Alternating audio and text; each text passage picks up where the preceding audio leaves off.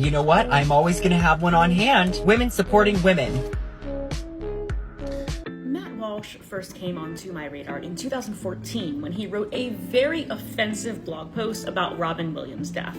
I actually looked for that blog post because I wanted to quote it because it was so egregious, but he has wisely taken it down.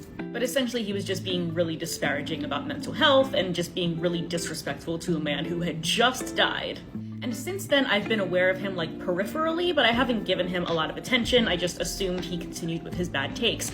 And he has. And his latest fixation on a problem that's not actually a problem is presented in his response to Dylan Mulvaney's video about how she carries tampons in her purse for other women, even though she herself does not have a need for them. She said she feels bad when a woman asks her for one, she doesn't have one, so she carries them around to be helpful. And Matt, in his infinite wisdom, opens with this. Now, I confess that I have no personal first-hand knowledge of what goes on inside a woman's bathroom. A great way to present yourself as a journalist, Matt.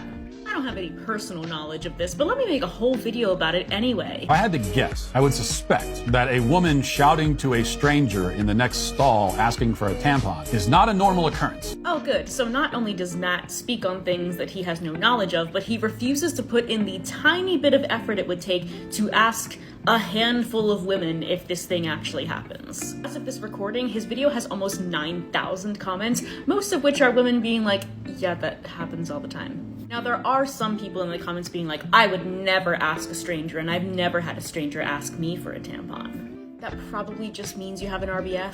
Now, my RBF gets me asked all the time. And unlike Dylan, I do not carry tampons around, so I can't help people.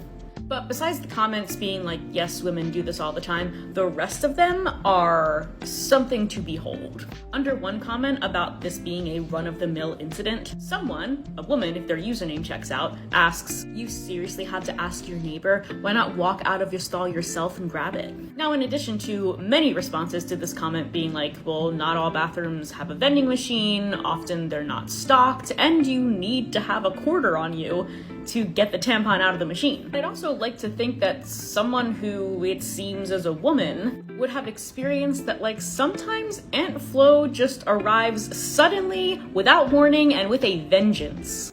Sometimes it's like a dam breaking, and pulling up your pants while you're bleeding in order to run out of a stall to insert a quarter you might or might not have into an old-ass machine and hope there's actually tampons in it is often not an option. Then we have this guy who says that if you ask for a tampon or a pad in public, you just like attention. Yeah, I don't want to be known for the skills that I've spent decades honing. I want to be known for the fact that I was unprepared when my period arrived. Later in a conversation with this guy, it became clear that he's not aware that asking for a tampon isn't something we do regularly or want to do. It's something that we have to do when one day we're in the middle of a Target and the Red Sea begins to part. He believes that AFAB people make a habit of asking for tampons like every 8 hours for like a week, because that's much more convenient than buying them ourselves. Then we have this gem. Would you give an alcoholic booze? Would you give a suicidal person a gun? Would you give money to a gambling addict? Now, what I believe their point here is that allowing Dylan, who is trans, to carry tampons in her purse even though she doesn't need them is like some kind of form of enabling. But his enabling examples are so extreme. Gabriel's examples are all things that can lead to a dangerous outcome. 2 of them can lead to death.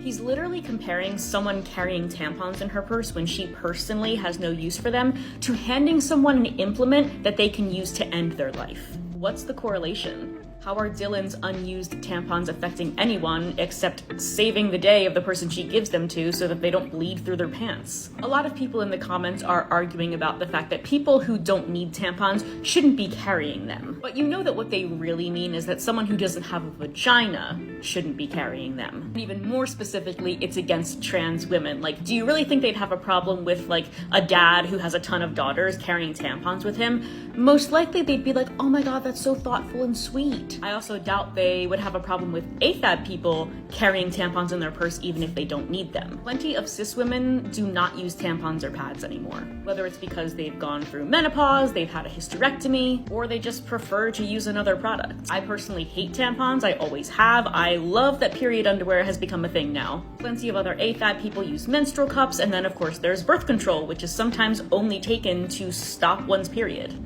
But something tells me that Dylan's detractors wouldn't care if those people carried tampons in their purses.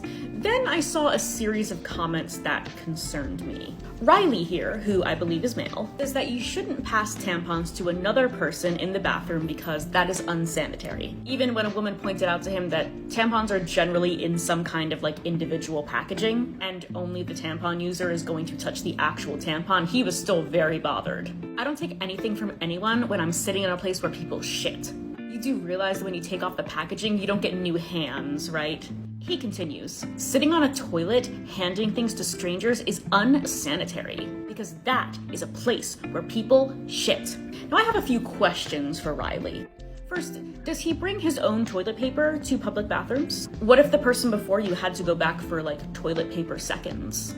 They put their microscopic bathroom matter on the toilet paper roll, the same toilet paper roll that you are going to touch in a few seconds. And then you're gonna take that toilet paper with someone else's fecal matter on it and you're gonna wipe your butt with it.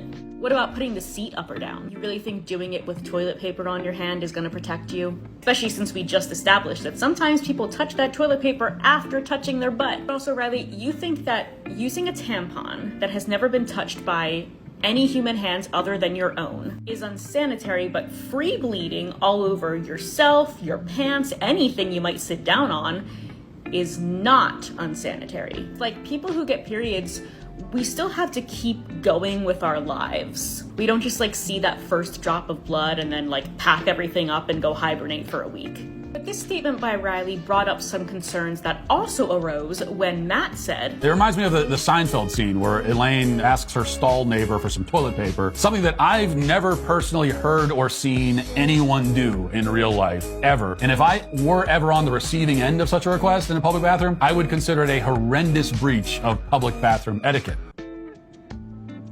Men don't ask each other for toilet paper if their stall doesn't have any. Now, from what I understand, AMAD people mostly use toilet paper after they've gone number 2. So if you've gone number 2 and you realize you don't have any toilet paper, are you telling me that you are so worried about being judged that instead of slightly embarrassing yourself maybe by asking the person next to you for some toilet paper, you will instead pull your pants up over your poopy butt? This year on TikTok was when way too many men confirmed that they do not wash their butts in the shower. Also learning that apparently most of them refuse to put their ego aside for 3 seconds so that their butt will be clean for the rest of the day. Like, Riley's going on and on about how bathrooms are unsanitary and you shouldn't ask someone in the next stall to pass something to you because, oh, the bathroom is where people shit. But if you don't get toilet paper, you're gonna be walking around with a dirty butt. Are you saying that's more sanitary than maybe getting someone's germs on your hands on a piece of toilet paper?